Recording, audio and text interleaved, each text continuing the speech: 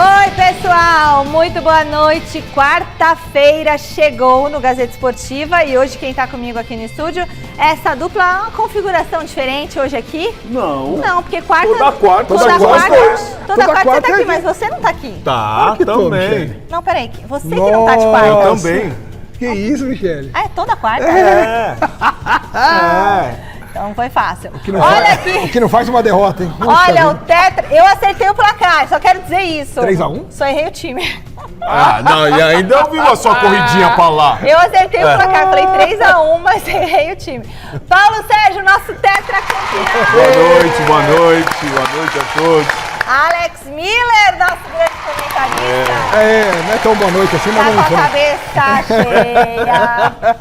cheia. Ainda dá, eu vi teus stories. saindo fumacinha, Não dá? Ainda dá. Eu vou explicar aqui por que ainda Não dá. dá o Abel com esse discurso de Isso é eficiência. verdade, isso é verdade. Não quero comprar água, Hoje a gente traz a cobertura completa da derrota do Palmeiras pro Botafogo e foi feia a derrota. Obrigado pela audiência no Instagram. Com a análise dos gols, lances polêmicos, declarações dos treinadores, infelizes ou não e muito mais. E ainda dá pro Palmeiras? A gente vai discutir aqui. Tem também o São Paulo correndo o risco de perder um atacante importante. O Alexandre Silvestre e o José Paes vão trazer essas notícias pra gente. Olha os dois lá, que bonitinhos. Teve treino aberto no Corinthians? Teve! Que contou com entrevista do goleiro Hugo Souza. Abriram as portas da esperança. Eu vou falar uma coisa, o Corinthians é o único time que abre as portas pra imprensa.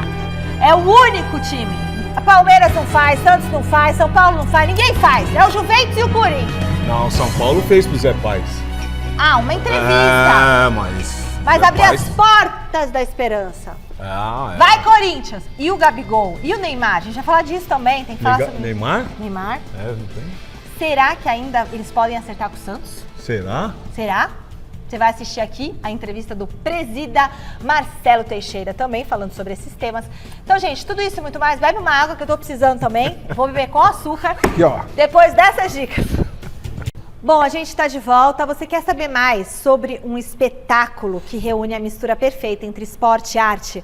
A Marina Buffon acompanhou diversos nomes importantes da patinação artística de pertinho e vai mostrar tudo pra gente nessa reportagem.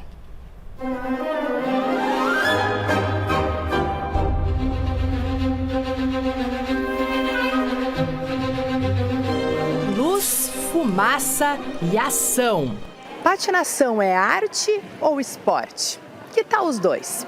O tetracampeão pan-americano Marcel Stirmer trouxe de forma inédita aqui para São Paulo, no Teatro Gazeta, uma combinação espetacular dessas duas coisas, junto com a sua companhia, formada de 23 patinadores, entre eles os dois atuais campeões mundiais. A gente reuniu um time muito especial esse ano para fazer essa estreia com muito cuidado, atenção. O nome do espetáculo é o Globo Mágico e a gente conta a história da Maia, que é uma menina que está fazendo 10 anos e recebe então o tal do Globo Mágico de presente.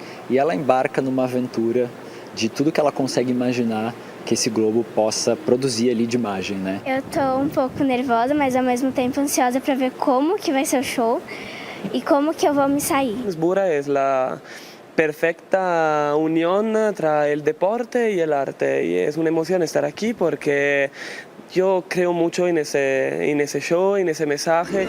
Na lista do Marcel são centenas de conquistas, entre elas 4 medalhas de ouro em Pan-Americanos, 15 títulos de campeão brasileiro e o Mundial de 2013. E por isso, qualquer convite feito por ele é, na verdade, um chamado. Quando recebi o convite para estar aqui novamente, foi um sim imediato. O espetáculo é sobre isso, ele encanta quem gosta de esporte de alto rendimento, quem gosta de arte, quem gosta de musicais. A gente faz uma grande bagunça aqui no palco. Tchau, bem Lisboa. Muito bom! Agora a gente traz a notícia do final da votação do Supremo Tribunal Federal sobre o Robinho, que está preso condenado por estupro. Por 9 votos a 2, o STF negou habeas corpus e decidiu manter Robinho preso. Os únicos votos contrários foram dos ministros Gilmar Mendes e Dias Toffoli.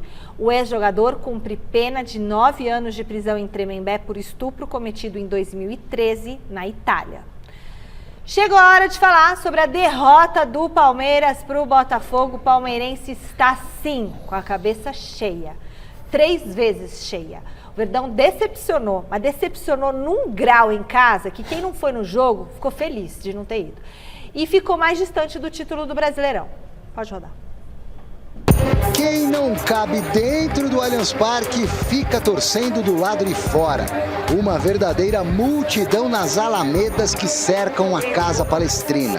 32 mil torcedores enchem também as arquibancadas do Estádio do Verdão, que só não lota por causa do palco do show de hoje do rei Roberto Carlos. Mas tem gente sim no setor norte, atrás da estrutura coberta por um manto verde, vendo o jogo num telão montado para quebrar o galho. Clima de decisão na 36ª rodada do Brasileirão. Uma espécie de final para encaminhar o título para a equipe do Abel Ferreira ou do Arthur Jorge. E demonstramos para todos, para quem duvidava, para quem achava que era apenas e só uma forma de nos protegermos, viram a capacidade e a atitude mental desta equipa. Com bola rolando, jogo tenso, pegado, rivalidade à flor da pele.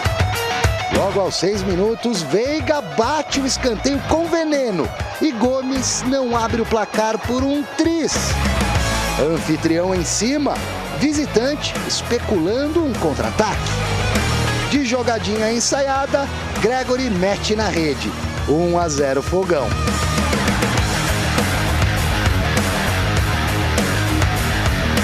O Palmeiras levanta a cabeça, sacode a poeira e tenta dar a volta por cima, com Rony que chacoalha a trave de John. O Bota põe a bola no chão, enerva o rival e só vai na boa. O Verdão resiliente responde, mas sai para o intervalo perdendo. O Botafogo no segundo tempo fraquejaria como em outros carnavais? O Palestra, conhecido como time da virada, retorna com uma mudança. Flaco Lopes na vaga de Felipe Anderson. Rony pelo lado cruza, Flaco não alcança e a bola passa muito perto. Na sequência, Flaco quer pegar o goleiro de calça curta. Dessa vez, Rony é quem recebe o cruzamento. John catimba, cozinha o periquito e toma um amarelo pelo peito. Abel então coloca Maurício e Dudu. Vai pro tudo ou nada. O Palmeiras fica com 1 a menos quando Marcos Rocha se estranha com Igor Jesus e é expulso, com auxílio do VAR, aos 25 da etapa final. 2 minutos depois, Savarino amplia 2-0. O terceiro é desperdiçado por Almada. Estevão, morto de cansado, vai embora. Abel é chamado de burro por uma pequena parte da torcida. Ele pediu para sair, estava com câimbras, por isso eu tirei. O Glorioso se mantém firme, aproveita o clima favorável e marca o 3-0 com Adrielson. Richard Rios desconta, gol de honra nos acréscimos. No fim das contas deu Botafogo, que vence o duelo e retoma a liderança na tabela, 3 pontos na frente do Palmeiras, que por sua vez promete não jogar a toalha. Estamos a lutar para ser campeões, ou já alguém foi campeão? Já há algum campeão? Já está o campeão decidido? O Botafogo hoje foi melhor, foi mais eficaz, foi feliz, aproveitou todo o contexto do jogo, com uma expulsão, há aqui várias, e eu não me recuso a reconhecer, se o Botafogo for campeão, dar os parabéns. Faltam ainda 2 jogos, estamos na luta, ok? Estamos na luta ainda, agora sabendo que o Botafogo tem tudo para ser campeão e eu não acredito que eles vão desperdiçar, já desperdiçaram o ano passado e não acredito que vão desperdiçar este ano. Tá cabisbaixo, hein? Então, eu tava tentando conversar com o meu companheiro. Mas o Alex não conseguiu. Gente, o bastidor aqui, o Paulo falou assim, Alex, conversa comigo, deixa eu falar. Aí o Alex, não. Ele olhando o jogo. Bom, é que eu venho aqui para trabalhar, para comentar, eu queria ouvir a matéria para poder me embasar e fazer bons comentários. Mas não é toda quarta-feira assim. Não é toda quarta-feira assim. Como não? Hoje ele Toda vez eu escuto ele tá tão as chateado reportagens pra gente poder que comentar aqui. Tá. Então... Você vai comentar alguma coisa que você não viu e aí como é que faz? Então vai, então comenta. É verdade. Então comenta, vai. Comentar o quê? Não precisa. Ele tá tão Seguinte, eu acho que ontem a gente viu claramente a diferença técnica dos elencos, né? Por mais que o Palmeiras seja competitivo, tenha vencido aí os últimos 2 campeonatos brasileiros, 3 paulistas, 10 títulos em 4 anos desde que o Abel Ferreira chegou, mas é que chega uma hora que a gente percebe que os outros times vão se aperfeiçoando, se reforçando, e o Palmeiras acaba optando por manter a base, mas chega uma hora na vida que o tempo não permite que aquela fase áurea continue por muitos anos. Senão o Ademir da Guia estava jogando até hoje, o Evair, o Edmundo, o Marcão. Não dá. Tem jogador, o Zé Rafael, por exemplo, nem entra mais. O Abel Ferreira não coloca mais o Zé Rafael porque não vê como ele entrar em campo e ajudar. O Rony é titular há 4, 5 jogos seguidos porque aí. O Aníbal e o Rios não estão melhor que ele? Estão melhores. Então, mas o Zé Rafael, que era imprescindível, hoje nem entra em campo, né? Porque tem outros jogadores à frente. O Rony tem sido titular, é o retrato da fragilidade do Palmeiras nessa posição. O Rony não fez um gol aí nos últimos tempos e continua sendo titular. Olha o erro dele aí, um erro que acho que o meu filho de 6 anos deixava a bola bater no corpo e a bola entraria. Aí ele chutou de canela. Assim, também. É sim. É que você, lá no estádio é pior ainda, que você vê o cara se movimentando, ele corre errado, corre torto. Eu sou fã do Rony, hein? Eu sou fã do Rony, eu gosto dele, da personalidade dele, da superação que ele teve no clube, porque ele começou muito mal e melhorou e marcou a história do seu nome no Palmeiras. Mas a fase não tá boa há muito tempo. O ano do Rony é muito ruim. O ano do Flaco Lopes é irregular. O ano do Gustavo Gomes é abaixo. Artilheiro?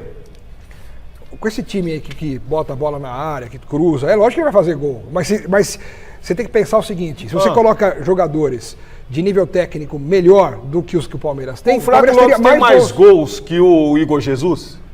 Não importa. Aí o Abel, você tá corroborando com o discurso do Abel Ferreira. Mas é o melhor ataque. Tá bom, mas fez 5 contra o Criciúma, 5 contra o Cuiabá, e quando precisa fazer gol, pra ganhar um jogo, pra empatar, não faz. Perde. Verdade, perdeu do Corinthians. Aí aquele discurso da ineficácia. Hoje fomos ineficazes. Aí vai outro jogo, hoje fomos ineficazes. Aí vem outro jogo, hoje fomos ineficazes. Você tá achando que tá faltando repertório técnico? Qualidade. Você viu o Botafogo, você viu o Palmeiras? O Luiz Henrique ontem foi uma porcaria. O Luiz Henrique não fez nada em campo pelo Botafogo. Não jogou nada o Luiz Henrique. Mas fez falta. Os outros arrebentaram com o jogo. O Palmeiras tem o Estevão e só. É isso que eu ia falar, né? Quem foi para ver o jogo e Luiz Henrique e Estevão, acabou vendo o Gregory, acabou vendo Barbosa, Almada, Savarino, Igor Jesus, que jogou muito. Esse jogador é muito bom. Savarino ontem, o escanteio que ele bateu de 3 dedos, a bola chega com velocidade e Adrielson chega cabeceando Adrielson, forte. Que entrou no lugar do Bastos, que é o titular absoluto. Sim, entrou muito bem. Entrou melhor que o Bastos. Entrou muito bem. Você vê como que é o elenco do Botafogo. O Barbosa muito bem. O Júnior Santos entrou no segundo tempo, no ataque do Botafogo, destruiu. Eu creio que a superioridade do Botafogo no jogo de ontem foi o fator fundamental. Eu não consigo tirar os méritos dos jogadores do Palmeiras, que até agora vieram buscando resultados importantes, chegaram a esse jogo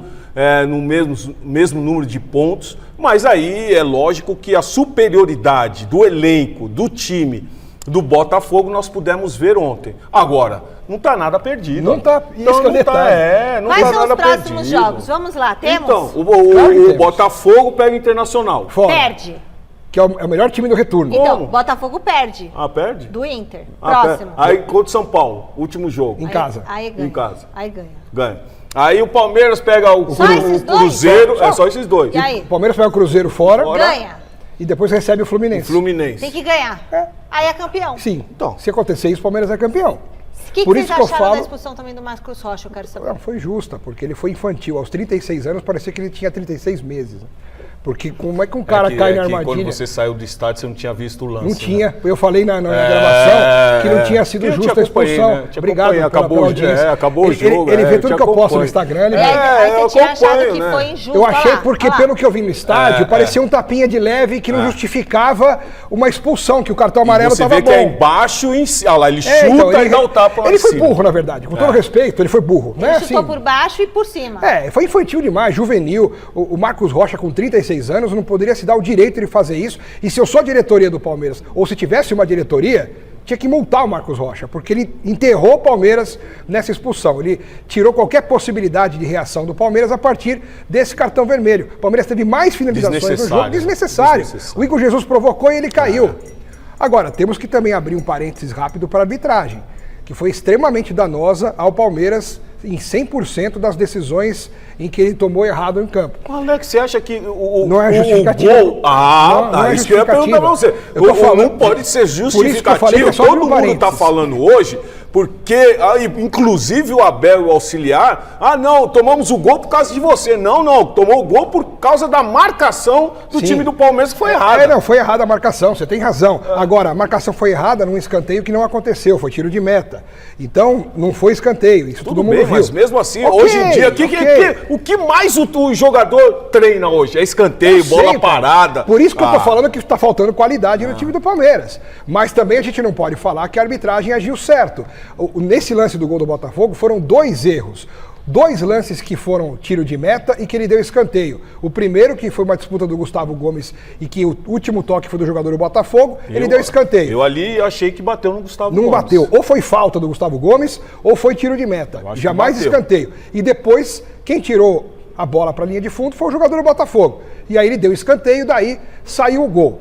E olha lá, você viu o Abel apontando, foi você, a culpa é sua, a culpa é sua. A bola bateu no Botafoguense e saiu. Tudo bem, até concordo com o erro da arbitragem aí, mas o atleta, quando tem que se posicionar dentro da área, claro que tem. Aí fica esperando a bola alçada, o time do Botafogo experiente, bola rasteira, jogada ensaiada, fizeram o gol. O jogo é feito Bom, continuando. Num jogo de detalhes como esse, de novo, não é justificando a derrota por causa de erros de arbitragem, mas foi num momento do jogo em que o Palmeiras, o único momento do jogo em que o Palmeiras jogou bem. Os primeiros 15, 20 minutos só dava Palmeiras. O Palmeiras tinha acabado de perder um gol. Até antes do gol. Isso que eu ia falar. Tinha o domínio do jogo. O Palmeiras tinha acabado de perder um gol.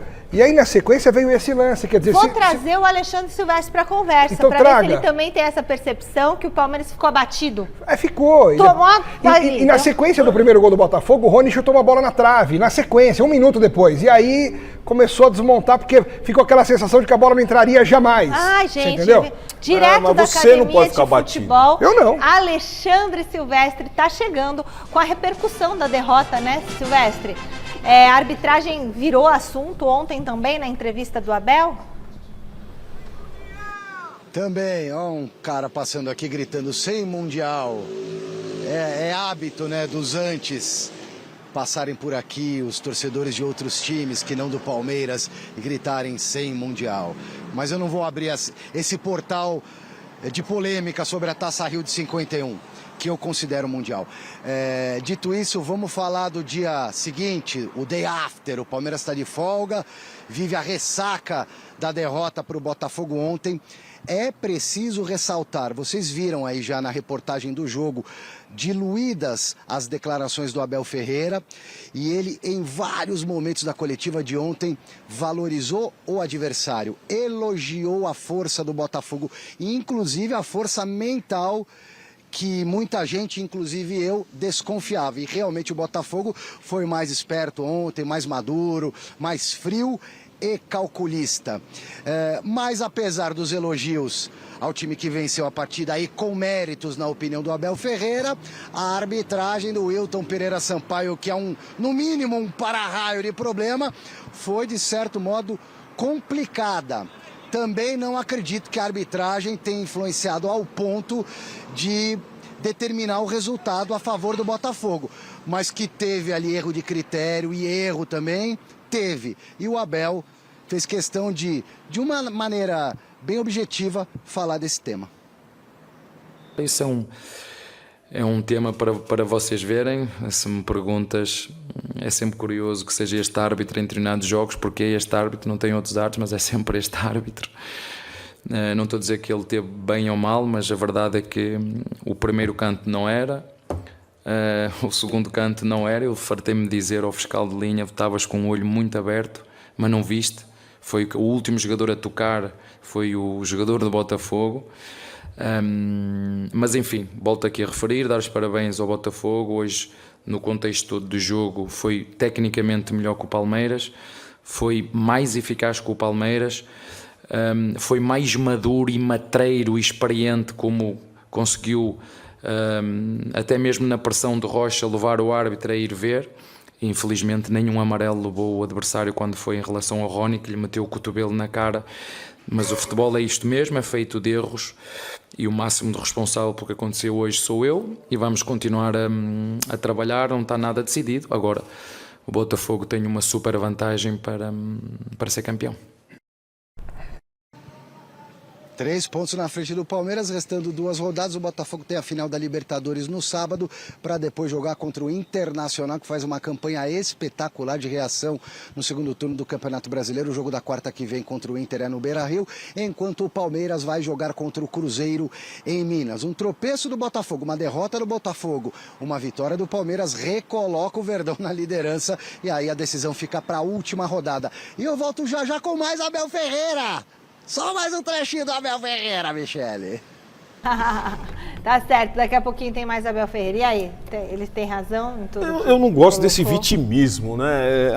O time perdeu, o maior culpado sou eu. Aí quando ganhou um, ganhou todo mundo. Eu não gosto muito disso, não. Lógico mas que ele tá eu acho que protegendo a teve. equipe. Não, mas para com isso. Teve jogadores que foram muito abaixo daquilo do que esperávamos. E reconheceu Muito o abaixo. adversário, O Paulo. Veiga foi muito abaixo daquilo que nós esperávamos. Um jogador como o Veiga precisa ter o jogo na mão. É o jogador que coordena, que dita a forma desse jogo, desses jogadores jogarem. O Veiga ontem parecia o Ademir da Guia. Mas o Ademir da Guia é hoje, de hoje. De hoje? É. Não da década de 70. Então, quer dizer, trocou, fez a substituição, todo mundo viu que o Estevam estava pedindo para sair, que não tinha mais condições. Aí vem o pessoal e xinga, mas não tem nada a ver, é lógico, isso é a paixão do torcedor. Coisa da torcida aí por exemplo, esse lance aí do Rony, ele poderia ter entrado chapando de perna esquerda. Mas tem que fazer um curso para ensinar isso para ele. Vai fazer o quê? Ele só faz assim, sem contar os 200 impedimentos que ele faz pro jogo. Mas ele criou bastante. Criou na carreira, mas nesse ano, Mi, no Brasileiro, não tem muitas chances. 12 jogos, 0 gol, 0 assistências do Rony e titular nos últimos 4 jogos. Nem os números atuais fazem com que o Rony possa ser titular, justifique a titularidade. É verdade. Então por que não põe o Flaco Lopes de volta? Então é um recado que o Flaco Lopes já Eu trocaria. particularmente jogaria com o Flaco Lopes. Também. Você não pode perder um Mas jogador que hoje é artilheiro. Não tá nada, foi opção do Abel. Um jogador que é opção do artilheiro Abel. hoje, você deixar no banco e jogar com um jogador que não é nato da posição. Não dá, gente. Contato direto com a Marina Buffon, na nossa redação de esportes. Boa noite, Má. Como é que tá a busca do Santos por grandes reforços? Olá, Michele, boa noite para você, para todo mundo que está acompanhando a gente. Sim, o Santos está aí se movimentando no mercado, seja para trazer o técnico, como vocês comentaram aqui ontem no programa. Luiz Castro está bem próximo de ser o novo treinador do Santos para a temporada de 2025. Entre ontem e hoje não houve muita atualização. O Santos segue esperando, portanto, uma resposta do treinador se vai ou não descer para a Baixada Santista em 2025. Agora, em relação a reforços dentro de campo, a gente já sabe que 2 nomes são muito aí fortes, pelo menos para o torcedor santista: Gabigol e Neymar. Ontem, no evento da CBF que a gente teve presente, o presidente Marcelo Teixeira falou exatamente sobre esses 2 nomes, então vamos ouvi-lo. Nós aguardamos, nós fizemos o posicionamento do Santos, o pai do atleta pediu que aguardássemos até dezembro, então a proposta está feita, nós estamos lá com a situação muito clara ao atleta, isso não confirma que ele venha, e nós temos a entender que o Santos também chegou um pouco depois de outras propostas que surgiram, mas está na mesa. O Neymar eu evito porque o Neymar é algo que mexe demais com o mundo. Então o Neymar, nós vamos aguardar aí todo esse desfecho que esteja acontecendo,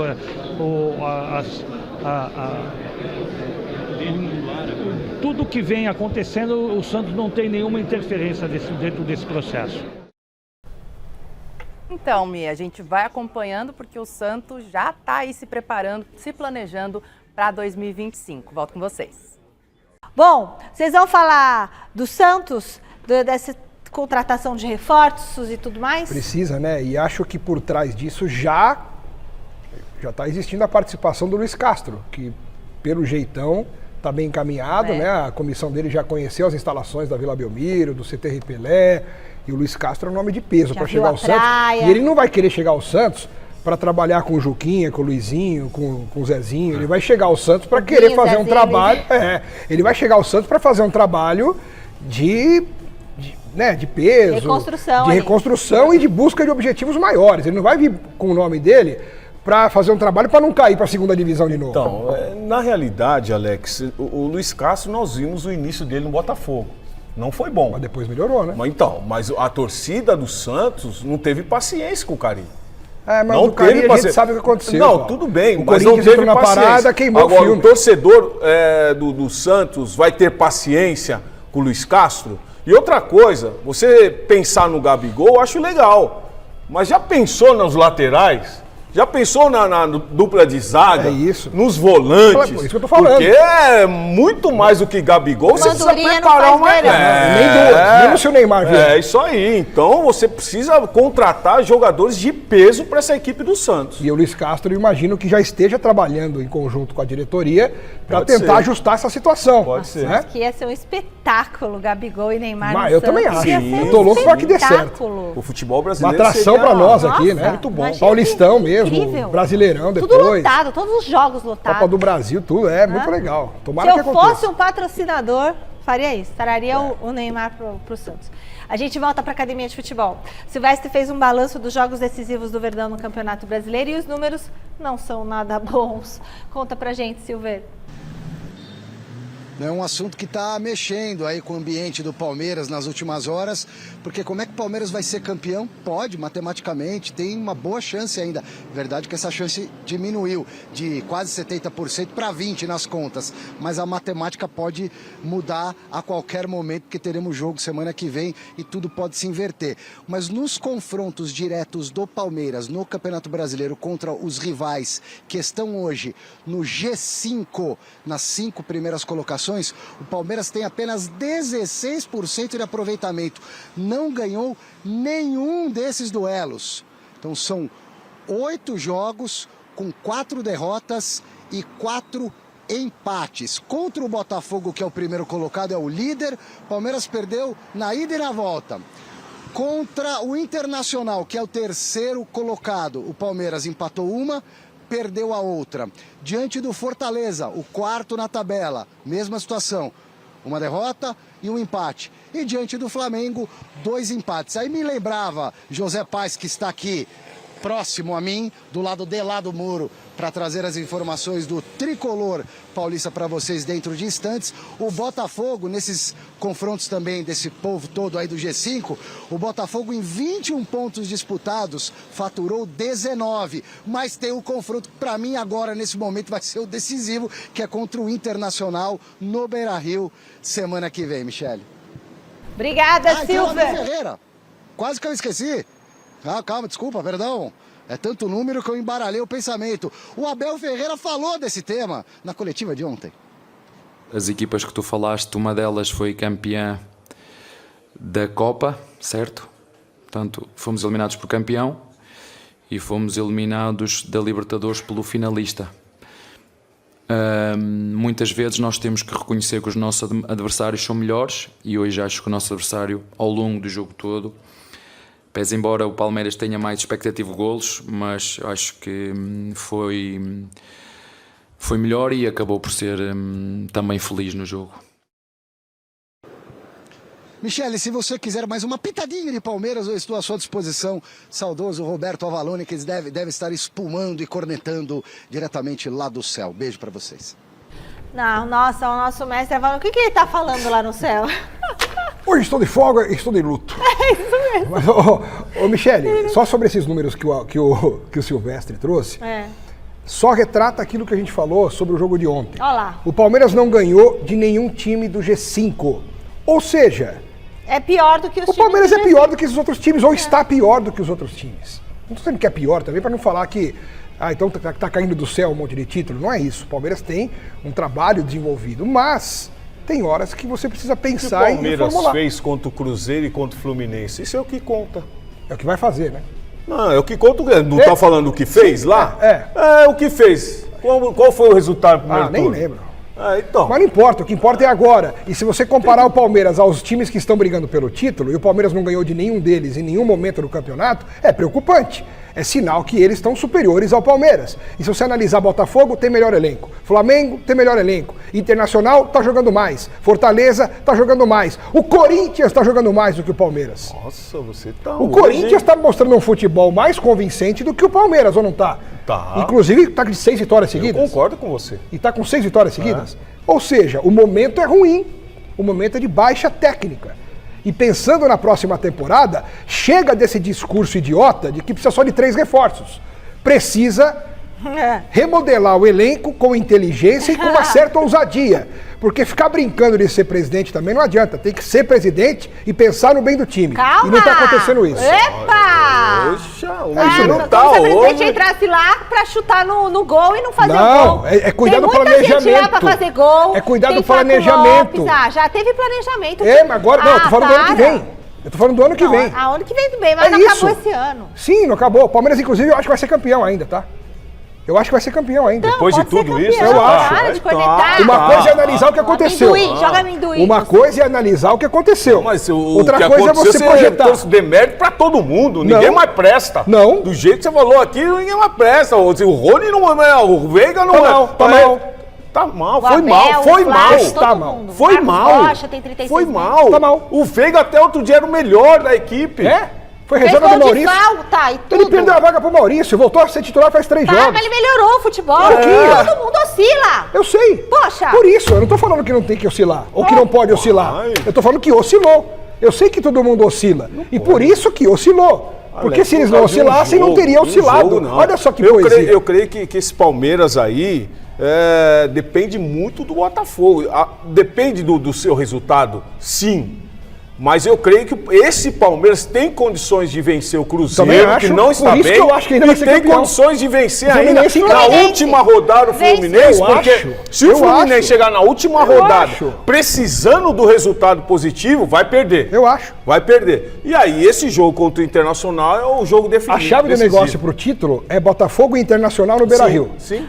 O Inter é o melhor time do segundo turno. Se o Inter ganhar do Botafogo e o Palmeiras ganhar os dois, o Palmeiras é campeão. E é o que eu acho que vai acontecer. É isso aí. Vamos ver, né? Mas o ano que vem me preocupa. Vamos ver como está a classificação depois dos jogos de ontem. O Botafogo é o líder isolado, 73 pontos.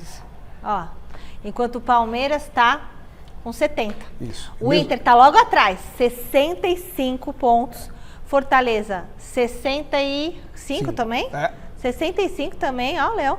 E o Flamengo com 63 pontos. Virando a página, São Paulo é o 6º colocado, sendo perseguido por Cruzeiro e Bahia. O Corinthians aparece na 9ª colocação com 47. Depois tem o Atlético Mineiro, 44. Olha o Coringão em 9º lugar, que beleza. 11ª colocação, Vasco, 43, Vitória, 42, Juventude, Atlético Paranaense e Grêmio. Grêmio em 15º lugar. Aí começou, ó, o Fluminense está em 16º.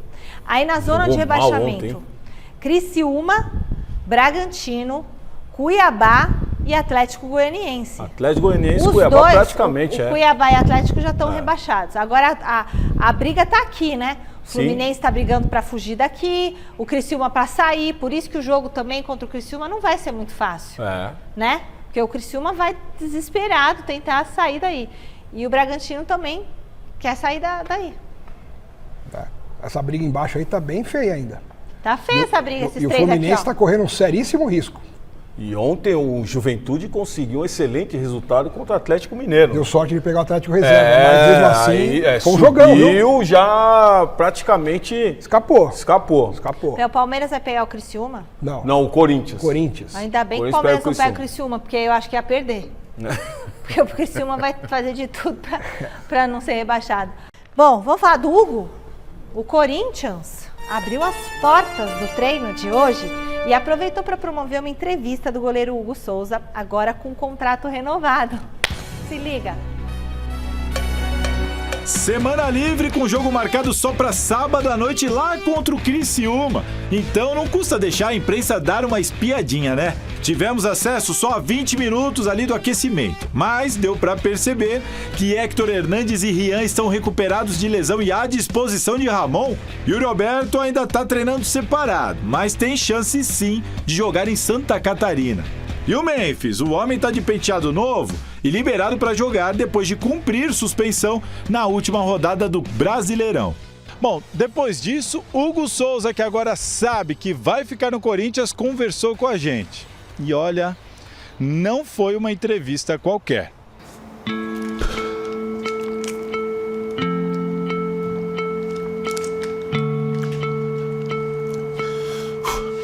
Bora. A emoção pegou Hugo 2 vezes. Primeiro, quando ele foi falar sobre o Corinthians na vida dele. Eu vi isso aqui como a oportunidade da minha vida, onde eu precisava provar para mim mesmo que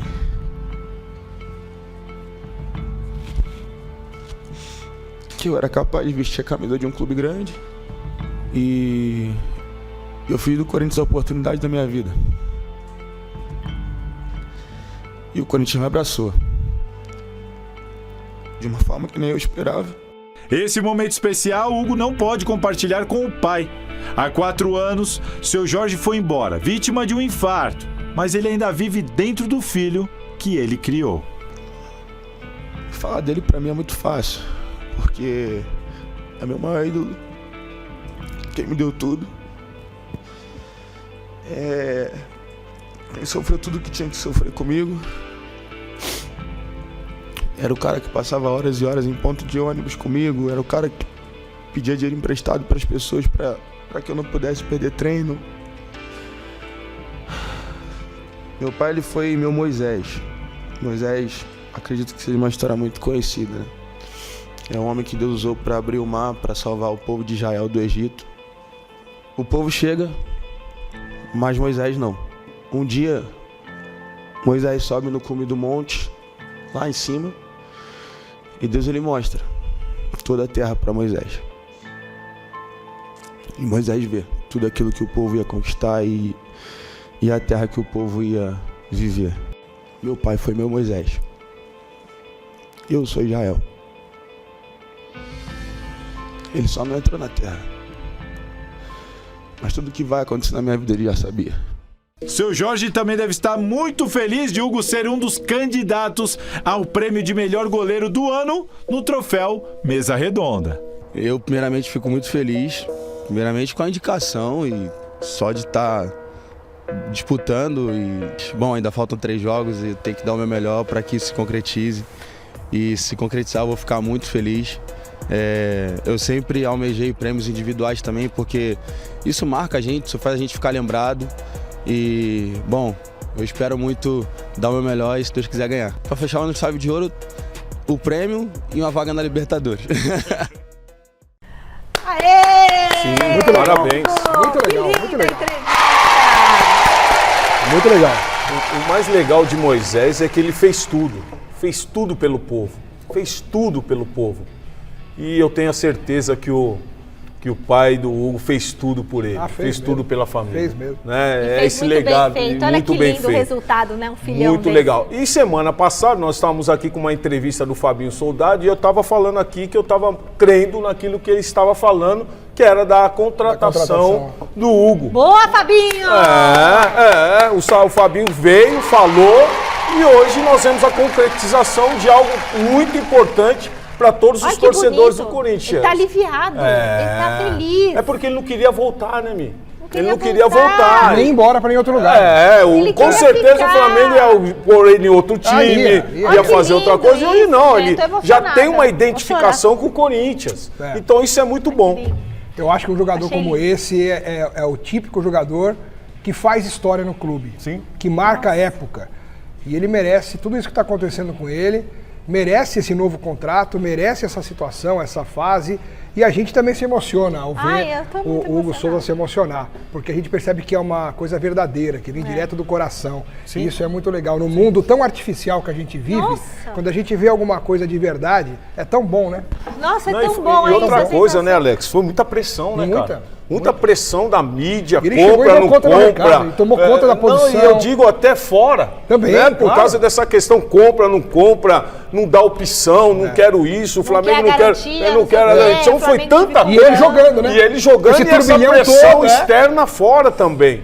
Então, sem dúvida nenhuma, é merecido esse momento para ele. Você viu como ele ficou feliz com a indicação do troféu Mesa Redonda? Tá indicado!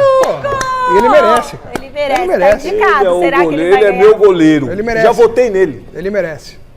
Eu não posso contar em que eu falo. Eu votei nele. Eu votei no Everton, mas ele merece. Ele merece muito. Olha, depois dessa emoção toda, porque até eu fiquei emocionada aqui com a emoção do Hugo, tem notícia bombástica, importantíssima no Corinthians. Romeu Tuma Júnior, presidente do Conselho Deliberativo do Corinthians, decidiu adiar a votação sobre o impeachment de Augusto Melo. Depois de debater com as autoridades públicas o esquema de segurança para a votação do afastamento ou não do mandatário corintiano, o Tuma atendeu ao pedido do comando da Polícia Militar para que o pleito seja transferido de amanhã, quinta-feira, para a próxima segunda-feira, que é dia 2 de dezembro, quando o clube social fica fechado para os associados, porque as autoridades entendem que dessa forma é possível fornecer a segurança necessária aos conselheiros para que eles votem com tranquilidade. Certo ou não está certo? Bom, eu já não concordo nem com isso. Você não concorda com a votação, mas só em relação à mudança, que é a notícia, eu não concordo eu acho que com essa votação. É bom senso a mudança do dia, porque o clube está aberto, tem jogo de basquete, tem um monte de coisa lá que pode atrapalhar, inclusive o clima, a segurança. Essas medidas então, são pertinentes. Sendo segunda-feira que o clube está fechado, o clube social, fica mais tranquilo e mais seguro. Eu acho que devia esperar pelo menos acabar o campeonato, sei lá. Ou no meio desse bololô todo ter a votação, não sei. Mas já começaram tudo errado, né, Mi? Pra que isso agora? Pra que isso agora? O clube viver esse momento? Eu não tenho os documentos aqui para ver no que eles estão embasando, né? Mas podia, espera mais, porque eu acho que fica muita coisa ao mesmo tempo. Mas vamos lá. E prejudica o time.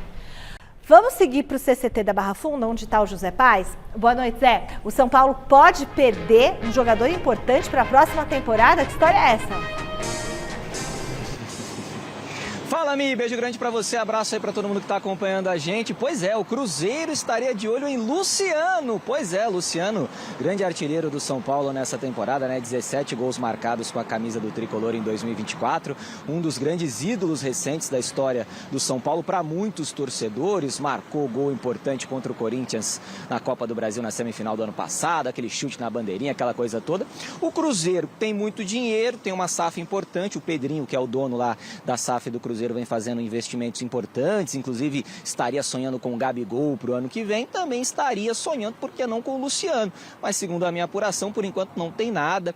Luciano segue sendo jogador do São Paulo, tem contrato com o Tricolor até dezembro de 2026, teve o seu contrato renovado recentemente, por isso segue sendo jogador do São Paulo Futebol Clube para as próximas temporadas. E falando de atacante, o Zubeldia, técnico do São Paulo, recentemente deu uma declaração pública inclusive, dizendo que gostaria da contratação de mais um centroavante para a temporada de 2025, né? O São Paulo hoje tem ali o André Silva e o Calleri praticamente sempre jogando, né? O Calleri é titular, mas nesse período que o Calleri ficou machucado, o André Silva assumiu a titularidade, fez gol contra o Atlético Mineiro, tem sido uma peça importante. Recentemente, o São Paulo perdeu o Juan, né? Não tem mais esse jogador made in Cotia, então o Zubeldia gostaria da contratação de mais um centroavante para 2025. Mas a apuração que eu tenho é que o São Paulo entende que ali está bem servido, com o Caleri e com o André Silva. Para a próxima temporada vai olhar muito para as laterais, especialmente para a lateral esquerda e para um meia, para jogadores de meio campo ali. Volância, a diretoria entende que está bem também, a zaga também tranquilo, goleiro. São mais essas posições aí, laterais, com um olho mais clínico, mais cuidadoso para a lateral esquerda e um meia de criação. Para centroavância, como a gente costuma brincar ali, a diretoria entende que está tudo bem, está bem servida com o André Silva e com o Caleri. Ontem, o presidente Júlio Casares participou de um evento da CBF aqui em São Paulo, conversou com a minha amiga Marina Buffon exatamente sobre o Zubeldia. Zubeldia que foi recentemente criticado aí pelo Wagner Ribeiro, né, empresário de atletas, já foi empresário do Neymar, do Kaká. O Wagner Ribeiro disse lá nas redes sociais que recentemente, segundo, claro, ele, Wagner, o Zubeldia tinha afastado jogadores, humilhado jogadores aqui no CCT da Barra Funda, e o Júlio Casares saiu em defesa do treinador argentino e já projetou um futuro com o Zubeldia à frente do São Paulo. Lembrando que o Zubeldia tem contrato com o São Paulo até o final do ano que vem. Vamos escutar aí Júlio Casares aqui no Gazeta Esportiva. Ele olha muito, ele tem um olhar para a base interessante e nós temos que entender que o técnico, ele é sanguíneo, ele é um cara que se emociona, ele luta e nós queremos um técnico assim. E nós temos lá pessoas com muita experiência na área de futebol, eu mesmo estou sempre presente lá, tem o Muricy Ramalho, os diretores, e acho que é isso que nós temos que olhar com planejamento a médio e longo prazo. Agora, quanto declaração de torcedor, que às vezes é mais torcedor que empresário, nós deixamos no âmbito do folclore. Isso não nos atinge, até porque a realidade que vivemos lá é um bom ambiente. Claro que no futebol, quando você ganha, perde no treino, há discussões, é normal. Mas o ambiente é muito bom, ele é muito querido pelo plantel. Acho que até o jogador que foi mencionado fez um post enaltecendo a comissão técnica. Tá aí a palavra do Júlio Casares, presidente do São Paulo, aqui no Gazeta Esportivo. São Paulo que voltou a trabalhar ontem aqui no CCT da Barra Funda, já avisando o próximo compromisso, que é contra o Grêmio no domingo, fora de casa. Jogo importante da sequência do Campeonato Brasileiro, às 16 horas. Depois desse jogo contra o Grêmio, o São Paulo recebe o Juventude no estádio do Morumbis, última partida do São Paulo no Morumbis nesse ano de 2024, e encerra a sua participação no Campeonato Brasileiro diante do Botafogo, lá no Rio de Janeiro, no Engenhão. Promete ser um grande jogo, pode ser o jogo do título do Botafogo no Campeonato Brasileiro agora de 2024. Tá certo, Michele? Eu devolvo para você aí, ao longo da semana a gente vai destrinchando, falando muito do time do São Paulo que vai entrar em campo no próximo domingo, tá bom? Beijo grande para você e devolvo para você aí na Avenida Paulista, querida. Zé, muito obrigada. Fala, Alex, e fala, Paulo. Bom, eu não venderia o Luciano. Você falou, tem que vender. Eu falei que se o jogador tivesse aqui, mas no on não. Se o jogador tivesse aqui, contei mesmo. Se o Miller tivesse aqui, ele ia falar vende. Vende. Mas, tá vendo? Então conta o que eu falei. Não, vai, fala. Que você falou. Eu não venderia. Por quê? Porque esse elenco do São Paulo, pro próximo ano, se não trouxer jogadores como o próprio Palmeiras, e o Alex está aqui pedindo isso para a tia Leila, que contrate jogador, se o São Paulo, se o Casares não contratar jogadores de peso, esse São Paulo não vai firme com o Zubeldia, não. Ainda mais se perder um jogador de peso. Porque ele pode até vender jogadores que não estão muito bem, recebe uma proposta e vai embora. Agora o Luciano, querendo ou não, gostem ou não, ele é fundamental para o setor ofensivo do São Paulo. Não é nenhum gênio. Aliás, eu acho que ele se acha mais craque do que ele é. E nem acho craque, mas é um ótimo jogador, muito útil e muito importante. Se o São Paulo vender o Luciano por questões financeiras, o clube precisa de dinheiro, ok, faz parte do jogo. Mas vendendo o Luciano, precisa repor a altura. Senão o São Paulo vai ficar muito esburacado para o ano que vem nessa parte de ataque. Não, e outra coisa, falarmos de craques, hoje no Brasil é difícil. Um ou dois, hein? É difícil. O restante é aquele coadjuvante. É lógico que o Luciano, como você propriamente mencionou, é um jogador importante para essa equipe de São Paulo. Sim. Agora, não sei a cabeça dele com essa questão de ficar no banco, de não jogar. Aí vai muito do jogador, quero ficar. E ficar realmente para ajudar o Talvez numa situação dessa, haja até alguma reunião interna, uma conversa com o treinador, o Cruzeiro me quer, mas eu gostaria de ficar. Só que para eu ficar, eu queria saber de você quais são os seus planos para mim. Porque esses jogadores, só com esses jogadores do São Paulo hoje, mais jogadores da base pro próximo ano dá, né? é arriscado. Arriscado. É arriscado. E olha que esse ano o São Paulo fez uma boa campanha no campeonato. Tem jogador, tem que ter reforço. O São Paulo é o sexto colocado e ainda sonha com Libertadores direto. E com o Zubeldia, mantém o Zubeldia, né? Eu creio que sim, Também até acho. porque ele já conhece o elenco conhece o treinador, mas precisa reforçar. Eu também acho que precisa reforçar sim. Pessoal, o Gazeta Esportiva vai terminando por aqui, dia agitado, dia que Alex tá com a cabeça cheia, Paulo tá contente, mas a gente agradece você que tá aí do outro lado. O Gazeta Esportiva vai se despedindo, fique agora com o Jornal da Gazeta. Beijo, tchau.